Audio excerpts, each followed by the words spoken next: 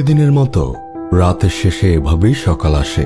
দিনের শুরু হয় দৈনত মোকাবেলার স্বপ্ন নিয়ে। ঘুম ভেঙেই প্রস্তুতি চলে কর্মব্যস্ততার মাঝে নিজেকে সমর্পণ করার। হতাশা, ক্ষোভ, জীবন ও জীবিকার টানাপোড়েনে যুদ্ধরত আত্মবিশ্বাসী এক যোদ্ধার ছুটে চলা অনিশ্চিত ভবিষ্যতের দিকে।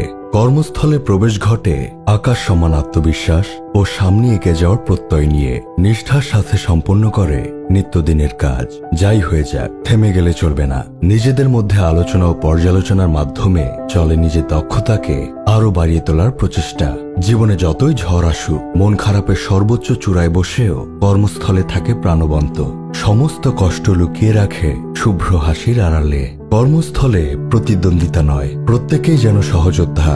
গল্প, আড্ডা, পারস্পরিক সহযোগিতা, সহমর্মিতা ও ভ্রাতৃত্ববোধ একে অপরকে বন্ধুর মতো অনুপ্রেরণা যোগায় সামনে এগিয়ে যাওয়ার। সারাদিনের অক্লান্ত পরিশ্রম শেষে ঘরে ফেরার পালা। প্রয়োজন বিশ্রামের, কিন্তু দায়িত্ব ও কর্তব্যের বেড়াজাল বৃত্তের মতো ঘিরে রাখে। লক্ষ্য একটাই, পরিবারকে ভালো রাখা। আসুন এই শ্রমিক দিবসে শ্রদ্ধা জানাই সকল শ্রমজীবী যোদ্ধাদের, যাদের ঘাম ঝরানো পরিশ্রমের টাকা সচল রাখে পরিবার, সমাজ ও দেশের অর্থনীতির চাকা।